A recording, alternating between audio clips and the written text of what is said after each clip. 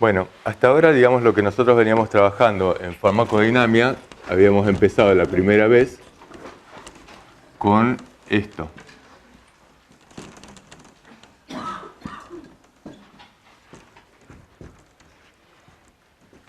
Efecto.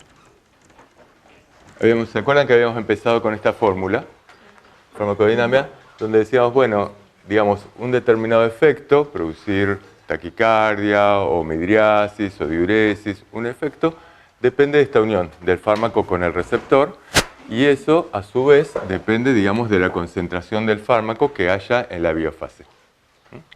Ahora, la concentración del fármaco en la biofase es lo que, digamos, es lo que vamos a mirar nosotros.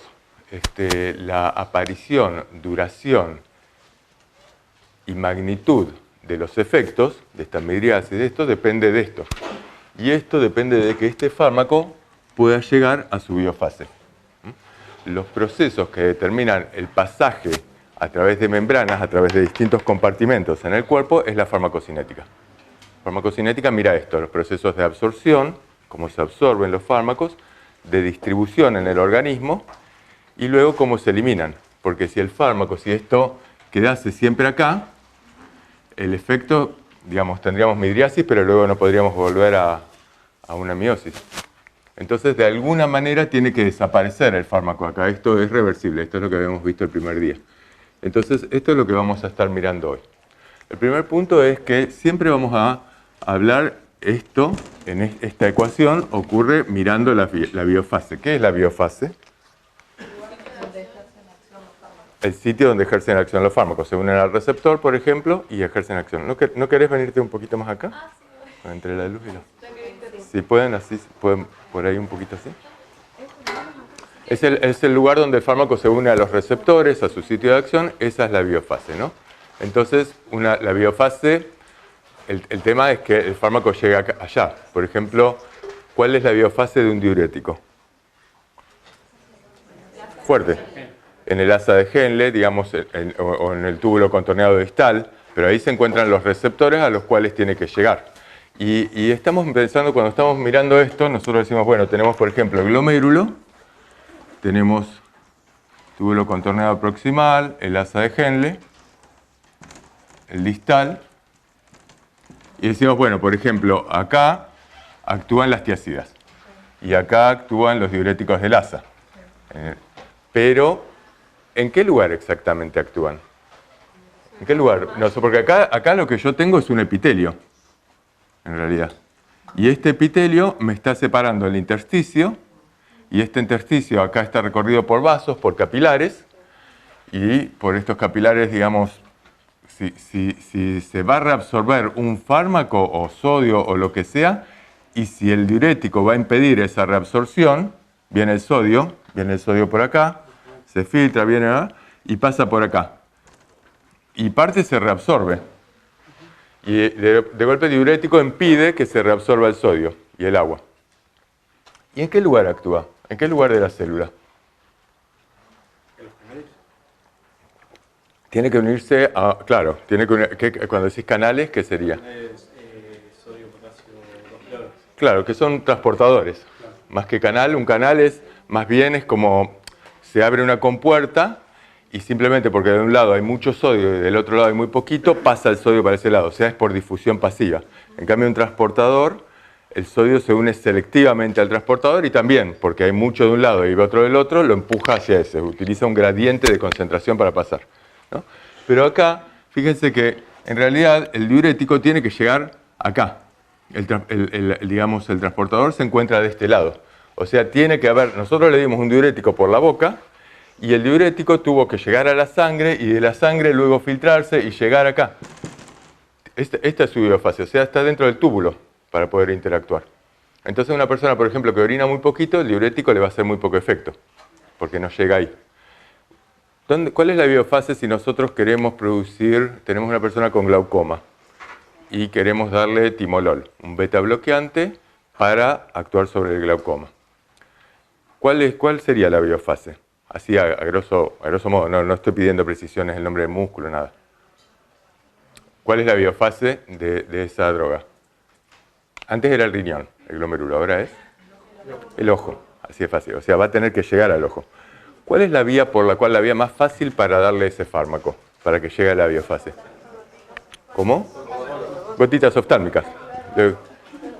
Es más fácil gotitas oftálmicas en realidad. ¿Se entiende? Si tengo una infección, tengo una meningitis, ¿cuál es una vía posible para darle el fármaco? ¿Cuál es la biofase? Tengo una meningitis. ¿Cómo? Las meninges, tengo que llegar a las meninges. Ahí hay una inflamación y una infección. Una inflamación, supongamos, provocada por un germen. Ahora, ¿cómo hago para llegar a esas meninges? Podría dársele por vía oral, pero ¿le doy por vía oral y llega derecho a la meninge? No. ¿Qué pasó? A ver, uno que lo explique.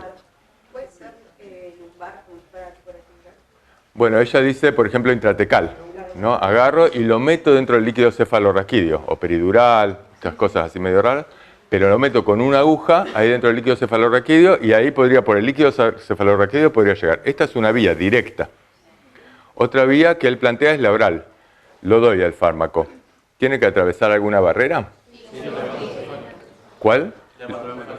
No, la barrera hematocefálica, fíjense que está acá. Y el fármaco está acá. O sea, yo les voy a preguntar algo. Yo me tomé recién un ibuprofeno. Me duele la cabeza, me tomé un ibuprofeno. ¿Por qué me duele la cabeza? ¿El ibuprofeno está dentro de mi cuerpo? No. No está dentro de mi cuerpo. Pero me lo tomé, desapareció, no está en el mundo. ¿Dónde está? En el tubo digestivo. Está en el tubo digestivo. Está en el tubo digestivo. Pero yo me lo tomé. No me voy a dibujar narigón. Supongamos que soy yo. Acá. Pero me lo tomo y acá tengo el esófago, el estómago, el intestino, el ano, y el fármaco está acá, pero no está haciendo efecto en ningún lugar. No entró al cuerpo. Incluso si fuese un comprimido muy apretado o estuviese en una gota lipídica, estuviese metido en un medio muy lipídico, directamente no se disolvería en el agua que está acá adentro. Si fuese muy liposoluble, extremadamente liposoluble, o un comprimido que no se desarma. Y directamente se elimina con heces. O sea que el fármaco en este tiempo, en este momento, no está dentro del cuerpo. Está dentro del cuerpo cuando atravesó esta barrera. Y cuando atravesó esta barrera, el fármaco accede a vasos. Y a través de los vasos va a acceder a la circulación sistémica, al plasma. Y entonces sí. Recién decimos que se absorbe cuando el fármaco es capaz de atravesar estas barreras e ingresar al compartimento plasmático. Mientras tanto, no. ¿Está bien? Bárbaro.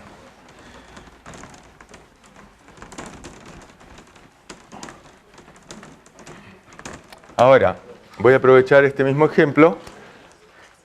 Parte del fármaco, dijimos, puede, por ejemplo, el fármaco estaba en un comprimido. Parte del fármaco puede disolverse en el agua, que está acá adentro, y además, acá decimos que tenemos células. Acá está el intestino. Todo esto está rodeado de células. Estas células básicamente lo que constituyen es una membrana lipídica. Hay una membrana basal, una membrana luminal, pero son dos membranas que el fármaco va a tener que atravesar. Va a tener que atravesar primero esta y después esta. ¿Está bien? Y después llegar acá.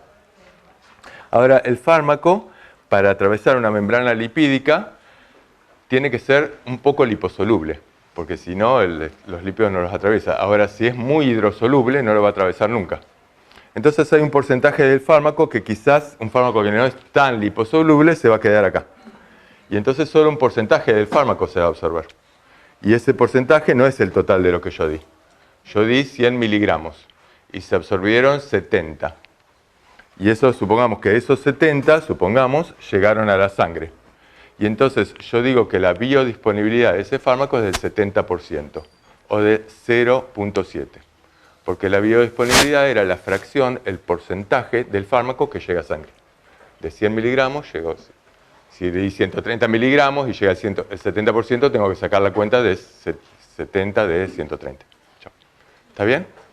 La biodisponibilidad es el porcentaje del fármaco que llega a la sangre. No importa en cuánto tiempo, es que llega.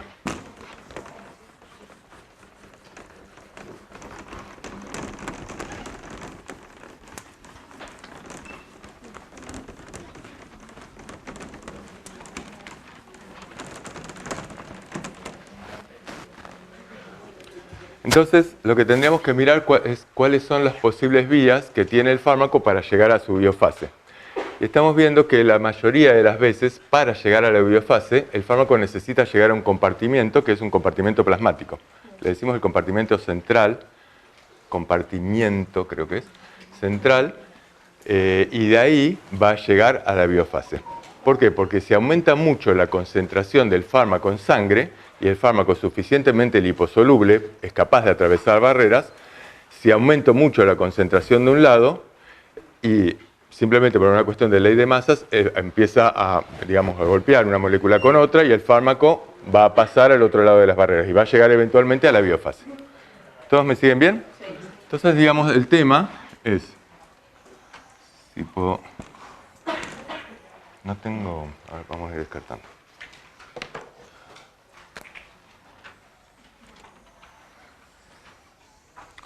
Supongamos que este es el compartimiento plasmático. Y yo dije, bueno, puedo dar un fármaco, por ejemplo, por vía subcutánea. ¿Conocen algún fármaco que se dé por vía subcutánea? Insulina se podría dar por vía subcutánea, o sea, se da justo. ¿Qué significa por vía subcutánea? Fuerte, hablen fuerte, si no, no tiene sentido. No se escucha. Justo abajo de la piel, ahí en el tejido celular subcutáneo, bien ahí abajo de la dermis. Bien, podría darle por vía intramuscular. Cuando doy el fármaco por vía intramuscular, lo que estoy haciendo es agarro una jeringa, una jeringuita, y aplico el fármaco. ¿Ese fármaco lo estoy aplicando acá? No, ¿dónde lo estoy aplicando? En el músculo. ¿Y exactamente cae dentro de la fibra muscular? No necesariamente, ahí en el intersticio. ¿Y qué hay en el intersticio? Agua. Quiere decir que este fármaco va a tener que ser suficientemente hidrosoluble para disolverse ahí, en el agua, en ese soluto, en el agua, en esa solución. Y luego de esa solución va a tener que atravesar barreras, por ejemplo el endotelio, y llegar a sangre. El endotelio es una barrera plasmática, entonces está formada por lípidos y proteínas, pero todas las barreras, digamos, una célula está unida con otra y a veces dejan espacios, dejan agujeros, dejan poros. Y a través de los poros endoteliales entonces también pueden pasar sustancias. Si esos poros son suficientemente grandes, esa barrera es más permeable. Y hay barreras que son muy poco permeables. Por ejemplo, la barrera hematoencefálica, que está rodeada de pericitos, no deja hendiduras, ahí es muy difícil que pase. La barrera placentaria es difícil que pasen, porque tienen que pasar directamente a través de las células, o en el intestino, en el riñón. Pero si no, hay otras, por ejemplo, los endotelios de los capilares son fenestrados, tienen poros, y entonces a veces la sustancia no tiene que ser tan liposoluble, y si es de un peso molecular suficientemente baja, puede pasar a través de esos poros. ¿Sí? Entonces la difusión, ahí estamos hablando de dos tipos de difusión. Una es una difusión a través del medio lipídico, y otra es una difusión a través de medio hídrico, a través del agua. La difusión a través del agua es simplemente, digamos, es como si tuviera acá una barrera con grandes poros, yo tiro azúcar acá, y si hay mucha azúcar acá, y el azúcar va a terminar de desplazarse por acá, y va a llegar hasta otros lugares. Ahora, el azúcar va a tener que ser suficientemente liposoluble para atravesar esta barrera que es lipídica. Ese es el tema. Hay dos tipos de difusión que ahora vamos a mirar. Cuando yo doy una droga por vía intramuscular, tiene en general una absorción más rápida que por vía oral. En general, un poco más rápida. Pero es mucho más errática. Es más errática. Este es el problema. Porque lo puedo dar, por ejemplo, en una zona que está mal irrigada, o la doy, pero justo la persona camina y aumenta la irrigación. Entonces, la velocidad con la cual se absorbe depende de cuánto flujo de sangre hay. Porque si corre mucha sangre de este lado, supongamos que esto fuese la sangre, de este lado la sangre va corriendo y va barriendo esto, y entonces hace que se genere un gradiente más fuerte para este lado. Y entonces el fármaco se absorbe más rápido. ¿Se entiende? Entonces, es esto, es un poco impredecible. Y además, la vía intramuscular tiene una cuestión que es que puede lesionar. Puede producir lesión en el nervio ciático, por ejemplo, o producir infecciones, producir una herida, y esto no es tan raro como parece. La ventaja, la gran ventaja que tiene, es que es una ventaja para los médicos y para los enfermeros, que es que como que nos da poder, digamos. Es esto, realmente es la ventaja, porque muchas veces yo lo veo permanentemente en mi guardia. En la guardia ingresa un paciente asmático y le dan un corticoide por vía intramuscular. Y yo digo, che, ¿por qué no se lo dan por vía oral? El tiempo que tarda es más o menos lo mismo, ¿no? Un paciente asmático que no apura. Si apura, ¿por qué vía se lo darían? Endovenosa, necesito rápidamente que llegue sangre para llegar a donde tenga que llegar. Pero si no apura, si está respirando, bueno, le puedo dar un corticoide, pero se lo doy por vía intramuscular y por ahí tarda 1 hora en hacer efecto, y por vía oral y por ahí tarda 1 hora y 20 minutos, no sé. Pero no es algo tan significativo, y por vía oral no lo estoy pinchando. Pero es muy difícil convencer a enfermeros y a médicos que hagan esto. O el diclofenac. El diclofenac produce analgesia. Para producir analgesia se une, no sé, actúa sobre ciertas vías. Y también produce efectos adversos. Por ejemplo, los que sabemos, los efectos gástricos. Vieron, me molesta, produce acidez, todo esto. Entonces la gente dice, che, se lo doy por vía intramuscular porque evito el efecto gástrico. Pero el efecto gástrico lo tiene igual, porque el diclofenac en realidad se tiene que absorber, llegar a la sangre y unirse a receptores que están en la membrana basal del epitelio del estómago para actuar. O sea, llega a través de la sangre. Entonces no le evitas nada. Y le estás exponiendo a una cuestión que parece una pavada, pero no sé, yo hace un par de días tuve una mujer que le quería hacer un juicio a la enfermera, porque en diciembre le puso una inyección y le hizo una úlcera tremenda. Se infectó y le produjo una úlcera. Y esto no tiene ventajas. Realmente, o sea, si podemos lograr la vía oral, además de evitarle dolor, se la damos por vía oral. Hay fármacos que no se pueden dar por vía oral. La ceftriaxona, un antibiótico, se la damos por vía endovenosa o intramuscular. Pero es dolorosa. Siempre acuérdense de esto, si podemos evitarlo, vamos al otro. La vía, hay muchas vías. Ya dijimos, por ejemplo, la vía, acá vamos a poner biofase. Vamos a representar acá la biofase. Y entonces dijimos, hay fármacos, por ejemplo, que le puedo dar directamente a la biofase. Esto pues sería el caso de la vía intratecal o de la vía ocular. Pero el resto no. El resto tiene que pasar por acá. Por ejemplo, la vía transdérmica. Yo podría dar un fármaco por vía, si está en la piel, estoy directamente actuando en la biofase. Tengo una infección en la piel, un impétigo, y doy un fármaco con un antibiótico y estoy actuando directamente en la biofase. Pero si doy, no sé, testosterona, la vez pasada ella contaba el síndrome de déficit de testosterona, o doy, por ejemplo, nicotina, parches de nicotina, entonces que es por vía transdérmica. Entonces la nicotina se absorbe, llega a la sangre y luego de la sangre se distribuye y llega a sus receptores en el sistema nervioso central. Y entonces, digamos, por más que sea por vía transdérmica, nuevamente a plasma, intramuscular también a plasma. ¿Se entiende? La mayoría de los fármacos utilizan el plasma y de ahí se distribuye gracias a la sangre, que la sangre circula por bombeo cardíaco o por la linfa. La otra vía importante, bueno, está la vía inhalatoria también. Por ejemplo, podemos utilizar corticoides, beclometasona o budesonide para los asmáticos o salbutamol. Y entonces estamos directamente actuando, digamos, llegando rápidamente a su biofase. ¿Está bien? Y después tenemos, por ejemplo, la vía oral. Vamos a mirar un poquito esto. La vía oral va también, cuando dijimos, nosotros le damos un comprimido, ese comprimido tiene primero que nada que deshacerse dentro del intestino. Una vez que se deshace, esas partículas están en condiciones de interactuar con la bicapa lipídica para poder atravesarla y luego llegan. Ahora, cuando la atraviesan, no van directamente al plasma, llegan a los vasos y esos vasos son venas que forman parte del sistema porta. Entonces llegan a estos vasitos y a través del sistema porta, ¿a dónde van a llegar? Al hígado. Y entonces acá en el medio tenemos el hígado.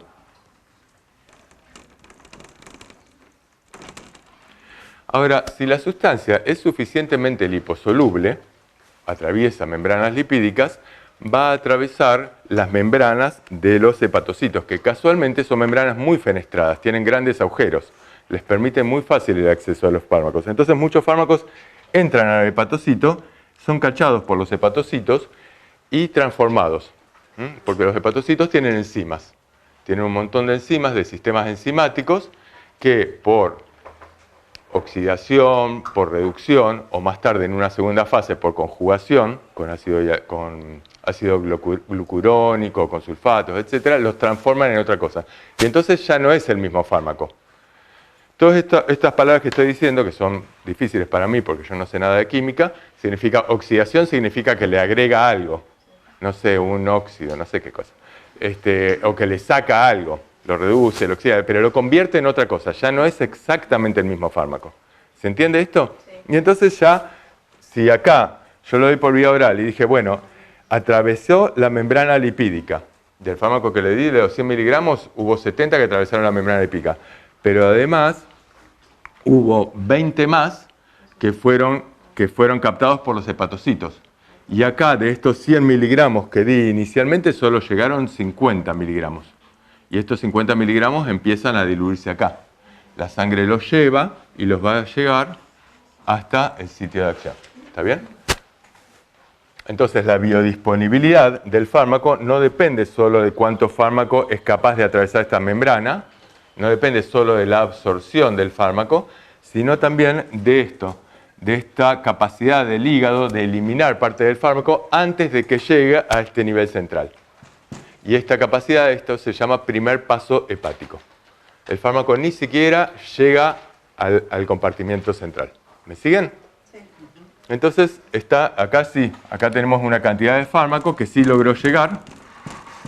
Y este fármaco, que alcanza altas concentraciones, es transportado por la sangre y eventualmente llegará a su biofase. Por ejemplo, si era una meningitis y el fármaco es suficientemente liposoluble, atravesará esta barrera hematoencefálica y llega a las meninges.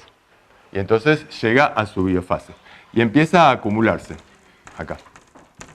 Ahora, además de llegar acá, el fármaco va a llegar a todos lados, porque atraviesa las membranas de todos lados, no solamente de las meninges.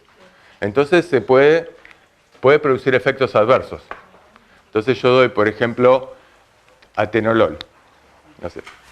Atenolol es un bloqueante beta 1. ¿Dónde va a actuar? Así yo tomo. En el corazón, porque es un bloqueante beta 1. ¿Y qué efecto va a tener? Reducir la frecuencia cardíaca y reducir el inotropismo, porque actúa sobre los músculos cardíacos, disminuye la frecuencia cardíaca, activa los segundos mensajeros y disminuye la frecuencia y el inotropismo. Y ese es el efecto buscado. Pero el atenolol, además, llega, por ejemplo, al sistema nervioso central. Y el sistema nervioso central se une a otros receptores, que no conocemos muy bien, pero se une a otros receptores y es capaz de producir pesadillas. Y entonces tiene efectos adversos. Entonces no solamente llega a la biofase, el sitio de acción que estamos buscando, sino que además produce estos efectos adversos porque llega a otras biofases. Se une con otros receptores. ¿Me siguen? Y además se unirá con los receptores beta 1 que están en el riñón y producirá algún otro efecto. Entonces, digamos, donde haya beta 1 se podrá unir. Perdón, con lo anterior que dijiste en los hepatocitos, pensé que ibas a seguir hablando de eso. Si se transforma el fármaco, no sirve más. Ella lo que plantea, lo repito porque además tengo el micrófono así se escucha después. Ella lo que plantea es, cuando el fármaco pasa por acá y es tomado por los hepatocitos, si los hepatocitos lo convierten en otra cosa, ya el fármaco no sirve más. Esto no es así. El fármaco es tomado por los hepatocitos y es metabolizado, es cambiado. Le cambian algo, lo oxidan, lo reducen, le cambian alguna cuestión. Y el fármaco en ese caso puede ser igual de activo, puede ser menos activo o puede ser más activo. Por ejemplo, un segundito que termino esta idea y ahora va. Por ejemplo, hay fármacos que tomamos que se toman como profármacos. O sea, son fármacos inactivos, como pasa con el enalapril. El enalapril no tomamos enalapril, tomamos enalaprilato. El enalapril se absorbe, pasa por el hígado lo biotransforma, le saca un pedacito y ahí se convierte en enalapril y ese enalapril es el que funciona. Es más activo. El anapilato no es muy activo. Lo mismo pasa con ciertos corticoides, por ejemplo. ¿Está bien? Entonces el fármaco puede ser eso, o puede ser que le haga este cambio y lo haga inactivo. Ahora, puede hacerlo más activo, igual o menos activo, pero siempre lo va a hacer más polar. Siempre va a ser más polar. Y ahora en un ratito vamos a ver qué significa y por qué significa que lo hace más polar. En principio la idea es que lo hace más polar es que le agrega cargas. Le agrega cargas, o una carga positiva o una carga negativa. Ahora vamos a ver para qué. El agregarle cargas lo hace menos liposoluble. O sea que siguiendo con esto de que, bueno, pasando por el hígado algo va a pasar, si yo tal vez tengo un fármaco que necesita, Hable fuerte. tengo un fármaco que va como profármaco y necesita esta biotransformación por el hígado, una persona que tiene algún problema hepático, que voy a tener una disfunción hepática, no sería tan efectivo y tendrá que elegir otro. Exactamente. Porque Exactamente. como que la próxima construcción del fármaco que la tiene que hacer el cuerpo no me la Claro, va a hacer. claro. Si el hígado no funciona, y también pasa lo mismo, porque fíjense que estábamos mirando esto.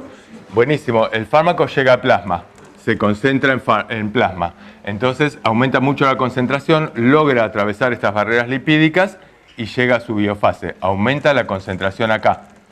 Y mientras tanto el plasma sigue circulando. Cuando sigue circulando va a pasar de nuevo por el hígado. Y el fármaco va a ser metabolizado. Va a ser convertido en otra cosa. Y entonces va a disminuir las concentraciones de fármaco en sangre. Pero además el fármaco pasa por el riñón. Y entonces parte de este fármaco va a ser eliminado en el riñón. Ahora vamos a ver, puede ser eliminado directamente del riñón o no. Ahora vamos a mirar un poquito esto. Pero ahora el concepto que quiero decir es esto. El fármaco, a medida que va circulando, pasa por lugares donde es eliminado. Y entonces disminuye la concentración del fármaco en sangre. Y como disminuye la concentración del fármaco en sangre, y acá hay mucha concentración, y esto es una cuestión de ley de masas, donde hay más pasa donde hay menos, y empieza a pasar ahora de acá para acá. Y entonces va desapareciendo la acción del fármaco, porque a medida que desaparece la concentración del fármaco en su biofase, en esta ecuación inicial que habíamos hecho, desaparece y tiende a irse a romper los complejos, que son complejos iónicos, que se rompen muy fácilmente, complejo fármaco-receptor. Entonces el fármaco va desapareciendo y de esa manera desaparece el efecto en la biofase. ¿Se entiende? Entonces lo que estamos mirando es esto, va desapareciendo acá y acá se va lavando y viene acá. Ahora, ¿qué pasa? Supongamos que el fármaco sea muy liposoluble. El fármaco muy liposoluble pasa, como dijimos, por el riñón. Cuando pasa por el riñón, entra al glomérulo, está la cápsula de Bowman, toda esta cosa, filtra muy fácilmente, entra al interior de los túbulos. Todos me siguen bien, ¿no? Se lo imaginan. Entra al interior de los túbulos y va por el interior de los túbulos. Pero es un fármaco muy liposoluble. Y si es muy liposoluble, quiere decir que atraviesa las membranas lipídicas como si nada. Y entonces no se queda en el interior del túbulo. Lo atraviesa porque no se da cuenta que está esta membrana lipídica y entonces la puede atravesar fácilmente. Y cuando lo atraviesa, entra al intersticio y del intersticio a los capilares y vuelve de nuevo a la sangre. Y el fármaco no se elimina. Entonces, ¿qué necesitamos? Y que el fármaco sea menos liposoluble. Entonces, los fármacos que son bastante liposolubles, hay un órgano que se encarga de hacerlo menos liposoluble, que es lo que ya vimos recién, el hígado. El hígado lo metaboliza. ¿Qué significa que lo metaboliza? Y básicamente esto que dijimos recién, le agrega cargas, le agrega cargas iónicas.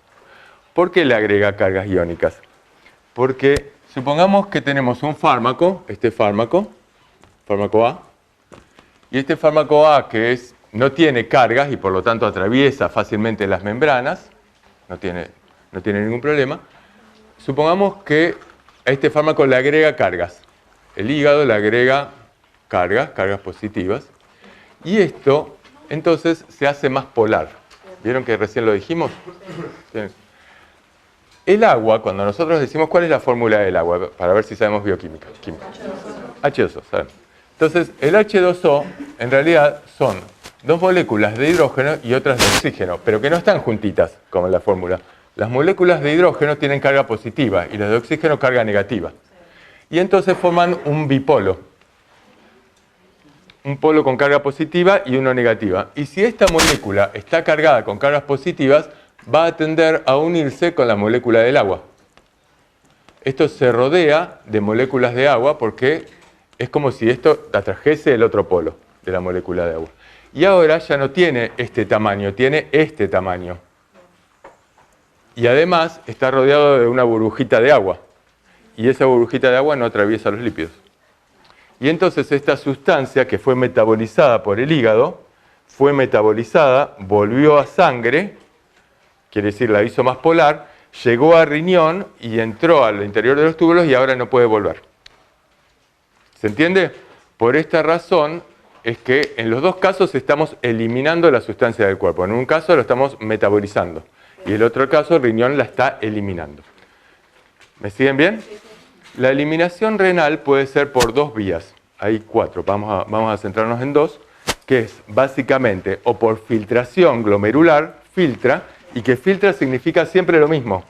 Hay grandes poros acá, y entonces la sustancia pasa a través de estos grandes poros y entra al interior de los túbulos hasta que se elimina. O hay transportadores. Estos transportadores están en los túbulos contorneado proximal, distal, están en los túbulos. Hay transportadores para sustancias ácidas y hay transportadores para sustancias básicas, que son poco específicos. Las sustancias ácidas pueden competir entre sí por este transportador y las sustancias básicas entre sí. Entonces yo podría, por ejemplo, prolongar la vida de una sustancia, por ejemplo de la penicilina, podría prolongar la vida media, la vida útil, el tiempo durante el cual está en el cuerpo, dándole una sustancia que compita por ese transportador. Como compite, esa sustancia se une al transportador y entonces la penicilina queda suelta y no se elimina. ¿Me siguen? Respiremos un poquito. Entonces, ¿el fármaco pasaría 2 veces por el hígado? El fármaco puede pasar un montón de veces por el hígado, porque el hígado puede ser que una vez elimine un 10%, otra vez un 10%, otra vez un 10%. Ah, inicialmente decís, todos los fármacos que pasan por vía oral pasan por el hígado. Y también eliminación. Pues también la bilis es otra forma de eliminación, hay muchas. Sí. Sí.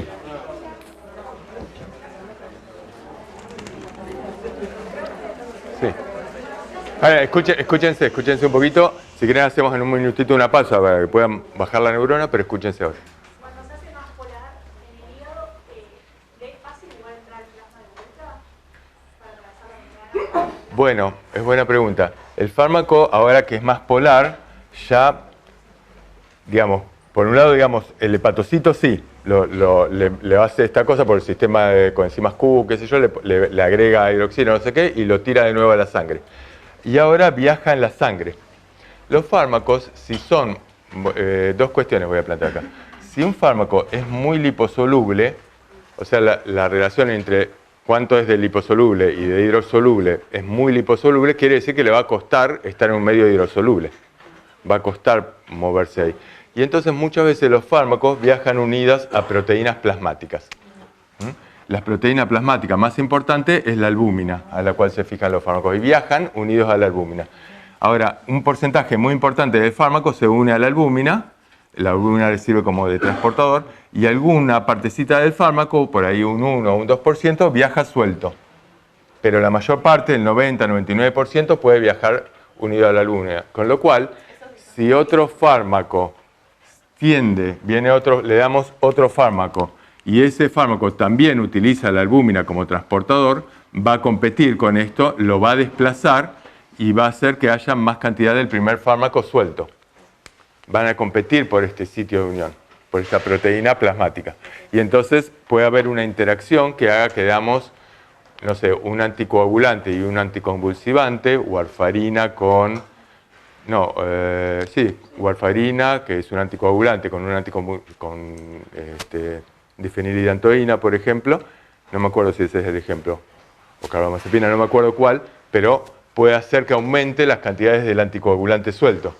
Y entonces la persona puede llegar a tener hemorragia. Porque, el único del fármaco que viaja en plasma, el que viaja unido a la albúmina, no tiene efecto. Se tiene que ir desprendiendo de la albúmina y esta forma es la que llega a la biofase. ¿Se entiende esto? Sí. En general no hay muchas interacciones, no tiene mucha importancia clínica, no le vamos a dar mucha importancia, pero hay algunas situaciones en las cuales hay que tenerlo en cuenta. Por ejemplo, mujeres que toman anticonvulsivantes, estos anticonvulsivantes pueden interaccionar por esto o por otros mecanismos haciendo que aumenten los niveles de los anticonceptivos o disminuyan los niveles de anticonceptivos en sangre. O por ejemplo porque el anticonvulsivante aumenta la actividad hepática y entonces se elimina más rápidamente el anticonceptivo. Entonces esa mujer puede quedar embarazada. Una mujer que tiene epilepsia y toma anticonceptivos puede tener esto, tiene más riesgo de quedar embarazada si está tomando los dos medicamentos. ¿Se entiende? Sí. Hay otros ejemplos así. Sí, ¿quién quería preguntar? ¿Están acá? Les digo una cosita más. Además de esto, tenemos que tener en cuenta que un fármaco que es muy liposoluble va a tender a unirse a la grasa, por ejemplo. Entonces, existen lugares que funcionan como depósitos. Que puede ser, por ejemplo, la grasa, el tejido adiposo. Si hay mucha grasa, si la persona es más obeso, digamos, por ejemplo, damos diazepam a una persona. Porque esta persona es ansiosa y necesita diazepam para dormir. Entonces toma diazepam y ustedes saben que el diazepam a medida que se toma se precisa más dosis, tiene tolerancia y uno necesita más dosis para producir el mismo efecto. Y entra a tomar más dosis, con lo cual, digamos, logra el efecto buscado. Pero el diazepam, que es muy liposoluble, atraviesa fácilmente las barreras del endotelio y se tiende a acumular lentamente, pero se acumula en la grasa. Y entonces con el tiempo tienen un montón de diazepam acá guardado. Y entonces la persona en realidad, y esto se va liberando lentamente, porque acá nuevamente esto siempre es sinérgico, digamos, viene, digamos, donde bajan los niveles de diazepam acá, empieza a liberarse de acá. Y entonces la persona tiene niveles de diazepam muy altos en sangre, mucho más altos de los esperables. Entonces también hay que tener en cuenta esto, el tema de los depósitos. Creo que con esto alcanza. Hay un par de cosas más. Pero no. ¿Preguntas con esto? ¿Cómo?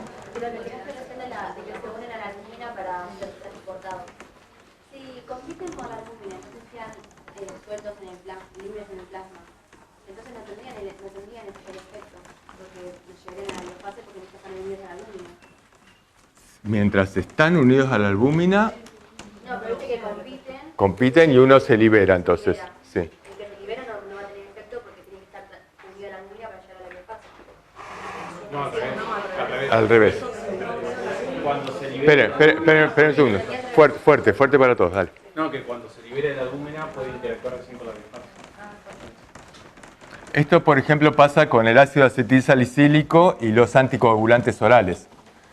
Uno está tomando anticoagulantes, los anticoagulantes tienen un estrecho margen terapéutico, quiere decir que si se pasan un poquito pueden producir hemorragias. Y le dan ácido acetilsalicílico, el ácido acetilsalicílico se une a las proteínas en sangre, a la albúmina, lo desplaza, aumenta los niveles de anticoagulantes y de golpe ese tipo tuvo un ACV hemorrágico, el cual nadie va a atribuir a la pobre aspirina que está tomando, pero lo tiene. ¿Entienden? Podría ocurrir.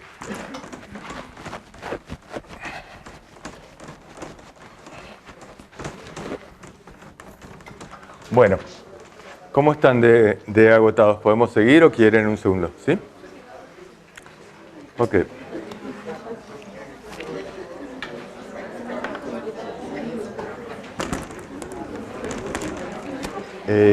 Sí, ¿esto están dando?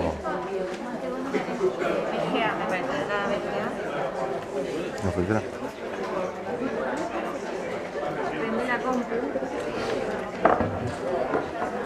La compu no sé si la tengo prendida. ¿Quiere que la prenda? La contraseña, sí, no me pasó lo de la contraseña. Sí, este es HDMI, que Manu tiene HDMI, así que él no tiene VGA. Es más importante el HDMI que el VGA, ¿no? Decime eso. Totalmente. Vamos. Este es más viejito, este es la compu viejito. viejito yo no me meto. Bueno, cuando logremos prenderlo. Bueno, igual no sé cuánto se va a ver con el tema de la luz, ¿no? Bueno chicos, si no les molesta, seguimos así. Hay un power precioso, es mucho más prolijo que yo. Pero la ventaja que tiene hablar así es que me obliga a ir más lento y quizás más fácil comprender. Fíjense esto, nosotros cuando miramos la acción de un fármaco dijimos, y la acción depende de que ese fármaco al unirse al receptor produzca un efecto. Esto es lo que habíamos visto en farmacodinámica. Pero estamos mirando ahora la intensidad del efecto, la duración del efecto, la magnitud del efecto. No es lo mismo producir una taquicardia así que una taquicardia que esté galopando por un determinado fármaco. Entonces, esto depende de cuánto fármaco esté concentrado en la biofase. Y la concentración del fármaco en la biofase es difícil de medir. Porque no puedo estar todo el tiempo pinchándole el ojo cuánto fármaco tengo. Pero sí es más fácil, sobre todo para hacer pruebas preclínicas o clínicas, es pinchar una vena y sacar un fármaco cada hora. Y veo la concentración del fármaco en sangre. ¿Y qué pasa? Si aumenta mucho la concentración del fármaco en sangre, después, un ratito después, aumenta la biofase. Y cuando baja, disminuye la biofase. Y esto me permite directamente pensar los mecanismos farmacocinéticos mirando el compartimiento plasmático. Y esto es lo que hacemos siempre en farmacocinética. En farmacocinética miramos cómo varía la concentración del fármaco en plasma. Ustedes acuérdense que lo que vimos hasta ahora en farmacodinámica fueron dos tipos de curvas, las curvas graduales y las cuantales. Las curvas graduales, lo que veíamos era a medida que aumenta la concentración del fármaco, cómo se produce una determinada respuesta que aumenta. Aumenta la concentración del fármaco y aumenta la frecuencia cardíaca, aumenta la midriasis, aumenta lo que quiera. Y las curvas cuantales miran otra cosa. A medida que aumenta la concentración del fármaco, ¿qué porcentaje de la población responde?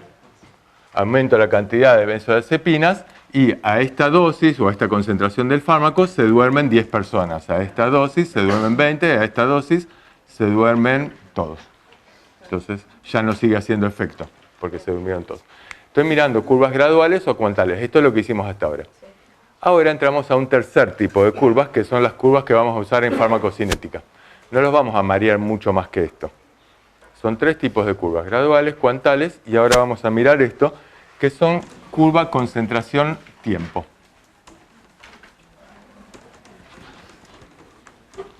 En las curvas concentración-tiempo,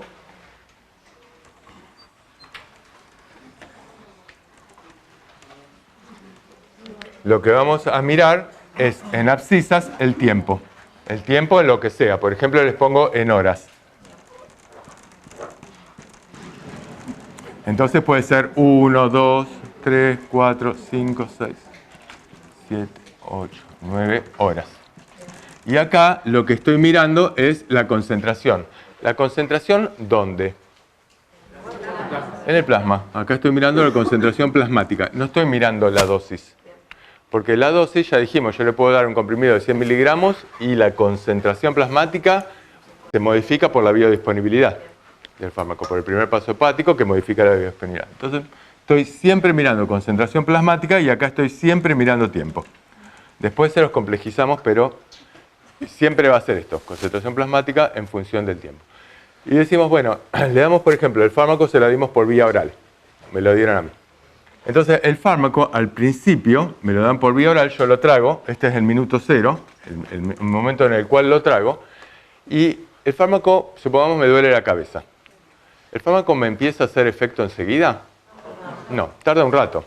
¿Por qué tarda un rato? Y porque primero tiene que disolverse en el intestino, después tiene que atravesar las membranas, después tiene que atravesar el hígado, después llega sangre, y de la sangre tiene que llegar al receptor, que no sé dónde está, para el dolor de cabeza.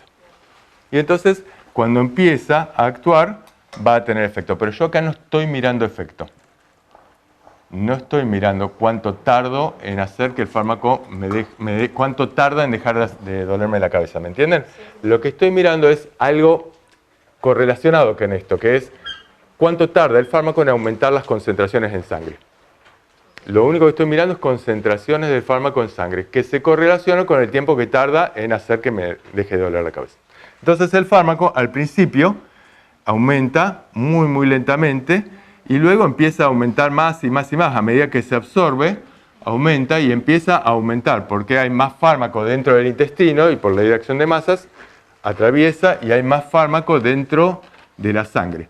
Y acá el fármaco está básicamente absorbiéndose. Y a medida que se absorbe, llega a la sangre circula y el fármaco empieza a atravesar las membranas y llega a distintos compartimentos, a sus biofases, a sus depósitos, a otros órganos en los cuales no tiene receptores. Se distribuye. El fármaco se distribuye por el organismo. Y entonces hay un proceso que es un proceso de distribución, que va a predominar un poquito más tarde. Y mientras tanto, el fármaco está pasando por el hígado y el riñón y se está eliminando. Y entonces, como se está eliminando, al principio hay altas concentraciones y se va eliminando, y a medida que lo elimina, y cuanto más fármaco hay, más rápidamente lo elimina, el riñón funciona más rápido, el hígado funciona más rápido, el fármaco tiende a bajar sus concentraciones plasmáticas hasta desaparecer.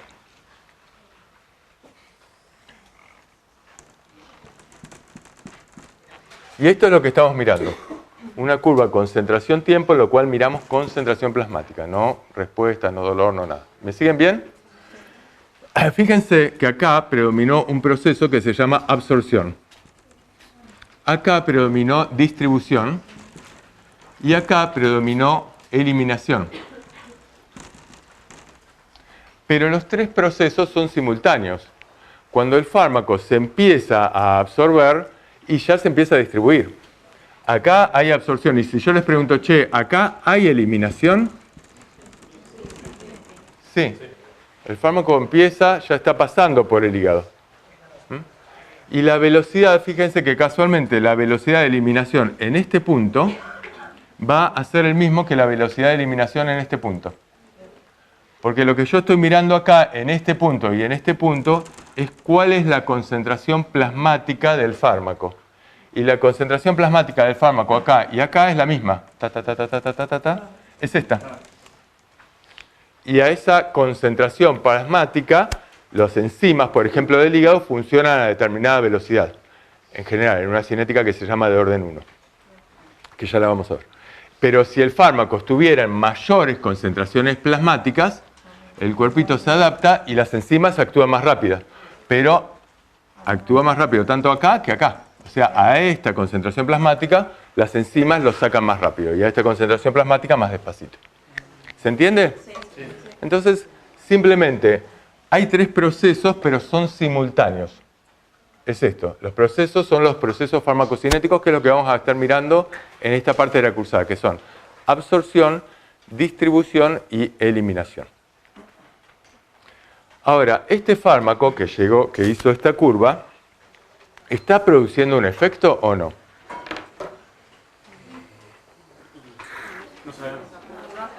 No sabemos. ¿Y cómo podemos correlacionar esto? Sabiendo que la concentración que necesitamos para producir un efecto. Y esto se hace en pruebas, ¿se acuerdan que estaban las etapas de investigación preclínica con animales, con tejidos, y luego la etapa clínica? Y entonces se le da a personas y se le da a distintas dosis. Y se dice, che, mira, a esta dosis ya produce efecto. O sea, si yo quiero calmar el dolor de cabeza, y doy 5 miligramos de aspirina, no voy a lograr calmar el dolor de cabeza. A 10 tampoco, a 20 tampoco. Y a 100 miligramos empieza en un porcentaje de la población, que eso es lo que vemos con las curvas cuantales. A 200 miligramos ya le calma el dolor de cabeza a un porcentaje más importante, a 500 miligramos y le calmó a casi todos, pongamos. ¿Está bien? Eso es lo que veíamos en curvas cuantables, para eso se hacen las primeras etapas. Y entonces, este umbral a partir del cual el fármaco produce efecto en una mayoría de la población, se llama concentración mínima efectiva. Es la concentración del fármaco en sangre a partir del cual el fármaco tiene efecto. Ahora, si doy aspirina en cantidades muy importantes, a lo mejor le produzco un efecto tóxico, por ejemplo, salicilismo. la aspirina es un ácido y entonces le produce una intoxicación ácida, la persona empieza a vomitar, puede desvanecerse. En chicos que toman mucha aspirina, se intoxicaron con la aspirina y pueden llegar a tener un cuadro de salicilismo, que es muy grave, puede morirse por eso.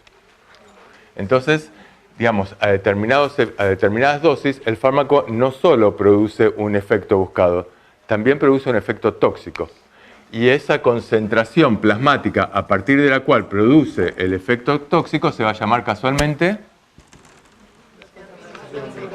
concentración mínima tóxica, porque por encima de eso produce efecto tóxico. Con esto yo me voy a mover. Fíjense, ¿a partir de qué momento el fármaco? Yo dije, yo doy el fármaco y no estoy mirando si produce efecto o no. Lo único que estoy mirando es la concentración plasmática. Pero ¿a partir de qué momento el fármaco empieza a producir efecto? A partir de que atravesó este punto, que es más o menos las 5 o 6 horas, a partir de este momento. Quiere decir que hasta este momento yo le di el fármaco acá, pero hasta este momento no produzco ningún efecto y este periodo hasta el cual empieza a hacer efecto se llama periodo de latencia.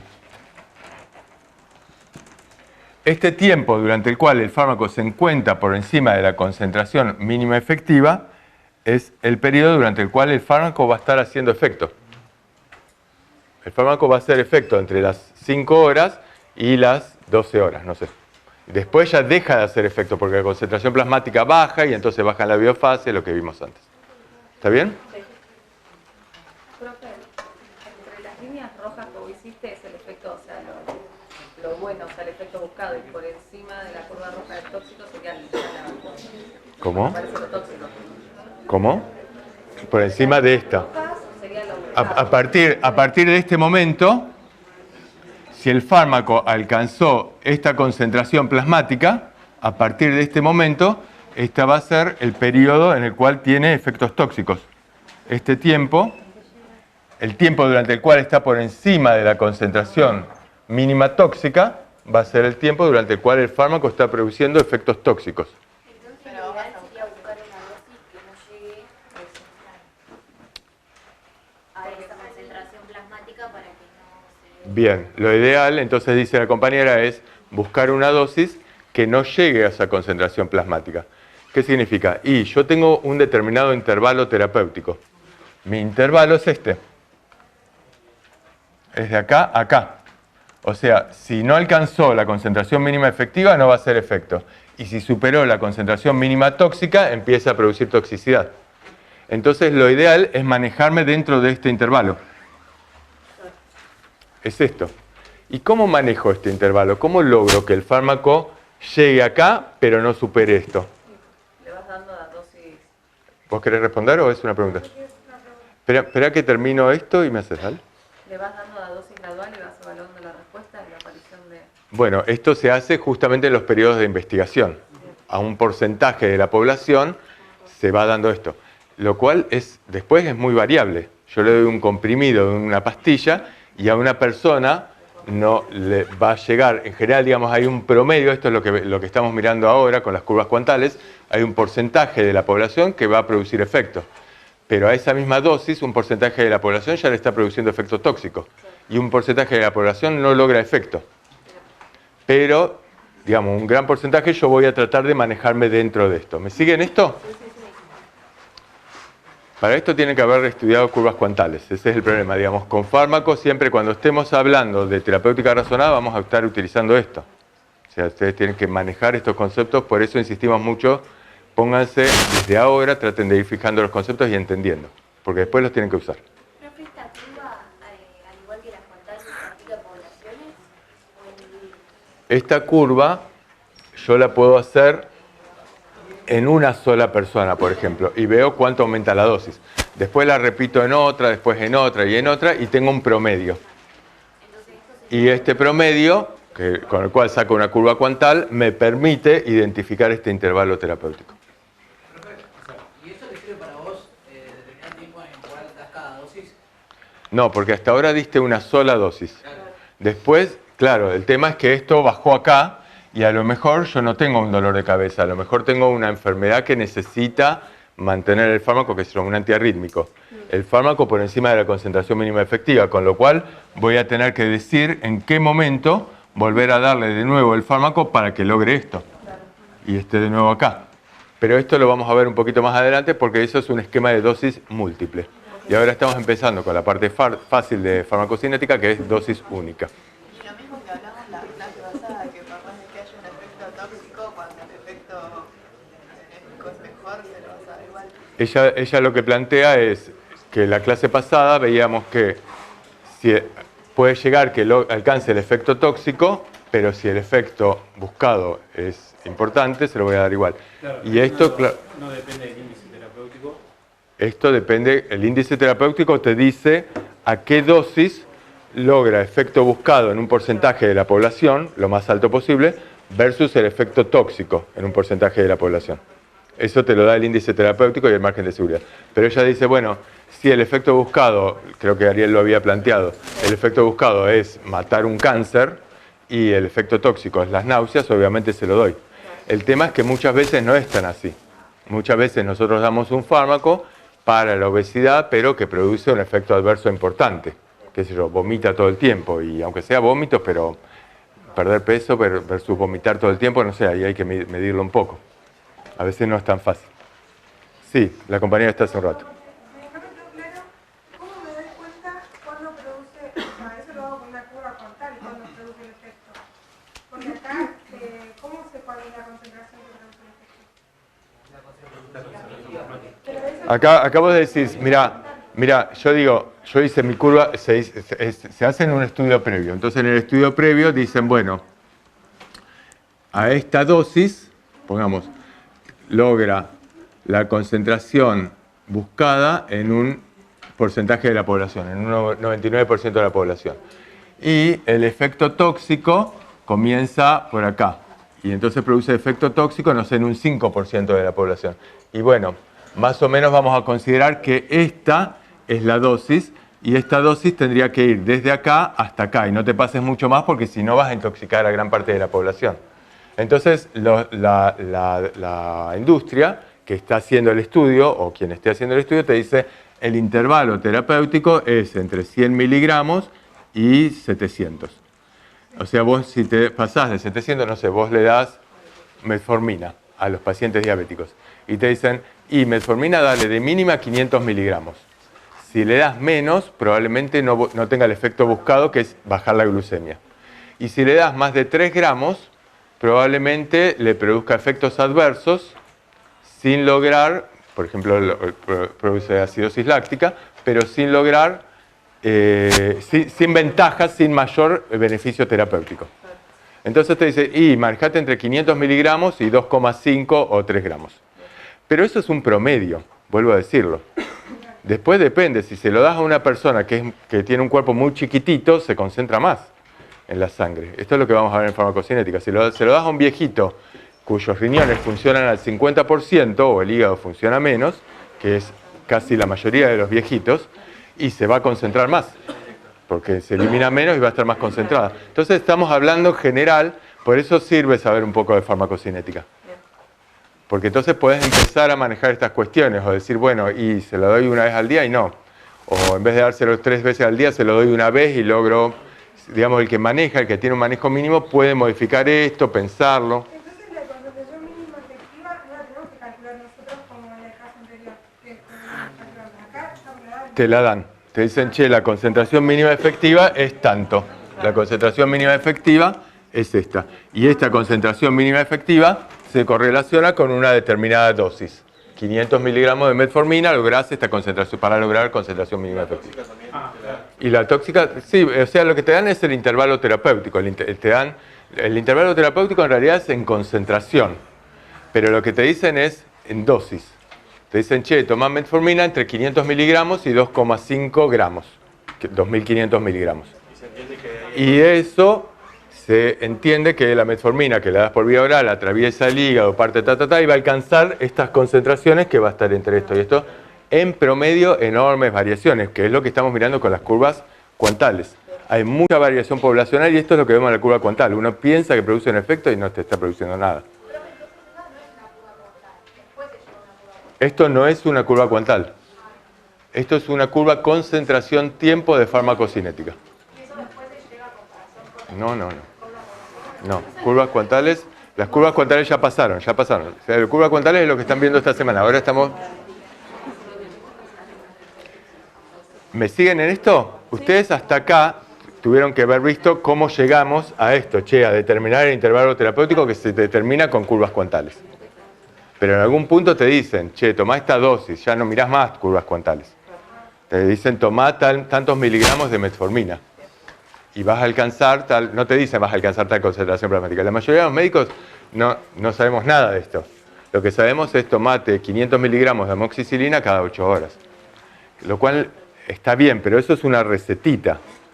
Pero después podés jugar con eso. Si tenés un chico chiquito, grande, también te pueden orientar. Pero a lo mejor tenés un viejo y podés pensar, a lo mejor en vez de darle 500 miligramos cada 8, se lo doy.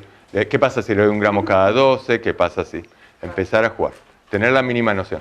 Porque si no, lo único que aprendemos es la receta. La receta de la industria que dice, bueno, tomad tantos miligramos, todos vamos a hacer esto. El que trabaja en clínica, nosotros trabajamos con pacientes y hacemos esto. Yo le doy esta concentración. Pero tengo la capacidad para pensar y mirar, este paciente que es obeso, o tiene ascitis, o está embarazada, y a lo mejor tengo que modificar algo ahí. Entonces, estamos mirando esto, periodo de latencia, periodo de efectos, periodo de toxicidad, intervalo terapéutico que voy a intentar lograr. ¿Está bien? ¿Alguna pregunta? ¿Algo? Si vos administrás un fármaco por otra vía oral, o por otra vía, eso va a determinar la velocidad de absorción, distribución, entonces el periodo de latencia va a variar depende de... Claro, por ejemplo, si doy un fármaco por vía endovenosa, ¿va a tener esta misma curva? ¿Cómo va a ser? ¿Va a empezar acá? No, siempre empieza en tiempo cero. Pero en tiempo cero, cuando yo lo administro por vía endovenosa, el fármaco no sufre absorción. Escuchen bien esto. El fármaco por vía endovenosa no sufre absorción. Meto el fármaco directamente en la sangre. Evito la absorción. Y como evito la absorción y le pego un jeringazo y lo meto ahí, si mido la concentración plasmática, esa concentración plasmática va a subir muy rápido. Muy. Y entonces va a ser esta curva. Miren, va a ser así, así, muy pegadito a este eje de las ordenadas. Y va a alcanzar un pico y desde acá va a empezar a bajar. ¿Por qué? Porque se distribuye, porque se elimina, pero no se absorbió. Y hace esta curva. ¿Pero que baja tan rápido como sube o eso depende? No, sube muy rápido. Sube muy rápido porque vos le metés, depende de la velocidad de inyección. Pero no es que baje igual con la misma velocidad. Ayer, por ejemplo, nosotros, el otro día tenía una paciente muy grave y le teníamos que poner un antibiótico, le teníamos que poner ceftriaxona endovenosa. Si se lo pones muy rápido, le duele mucho y extravasa y duele mucho. Entonces hay que ponérselo despacito o se lo diluís en un poco de suero, en 200 mililitros de suero y gotea. Y entonces es vía endovenosa, pero no entra tan rápido. Entonces no va a entrar así como este, va a entrar un poquitito más lento y hará esto. Y si se lo das rápido, si se lo das de un jeringazo así, entonces sí, sube muy rápido y baja así. Esa es en una vía endovenosa. Si le diera por vía intramuscular, está muy sucio ya la cosa de esto, pero si le diera por vía intramuscular, la vía intramuscular, dijimos, es un poquito más rápido que la vía oral. Entonces hará una cosa así y luego bajará. Si lo doy por vía subcutánea es parecido, pero la absorción es un poquito más lenta. Entonces hará una cosa así y bajará. Depende de la vía, cuál va a ser la concentración plasmática, qué tan rápidamente sube, qué tan rápidamente baja. ¿Se entiende? Ahora, vuelvo a la vía oral.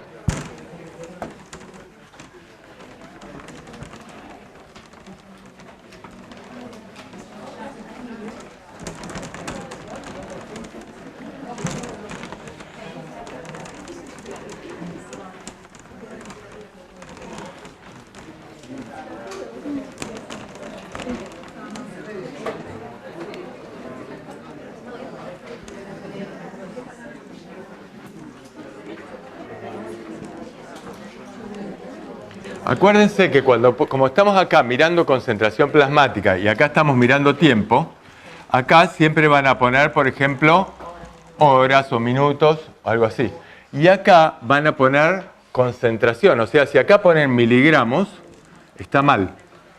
Porque una concentración es miligramos en un solvente. Entonces, miligramos litro, miligramos decilitro, algo así. Pero siempre estamos mirando concentración plasmática. Entonces dijimos, bueno, en la vía oral va a ser esto. Y acá, dijimos, tiene una concentración mínima tóxica y la concentración mínima efectiva. Y acá vuelvo a la pregunta de una compañera. Ahora, yo me quiero manejar dentro de este intervalo terapéutico. ¿Cómo hago para que no alcance la concentración mínima tóxica? A una persona le di un medicamento para el dolor de cabeza. ¿Cómo hago para que no le produzca vómitos, no sé, efecto adverso? ¿Y regulas la dosis? Las dosis cada vez más pequeñas. No, cada vez más pequeñas no, le estoy dando una sola dosis, chicos. Le di una sola dosis de aspirina, ¿cómo cada vez más pequeña? Relacionás la dosis con la concentración que vos obtenés en plasma. ¿Se entiende esto? Todos más o menos, pero, o sea, nadie se apartó de la palabra dosis. O sea, esto, si esto logra esto, no, una inyección no, si esto logra esto, o hace esto, va a depender de qué dosis le doy. O sea, qué tan alta es la curva, esto depende de una sola cosa que es la dosis. Si le doy más, alcanza más concentración plasmática. Si le doy menos, así de fácil.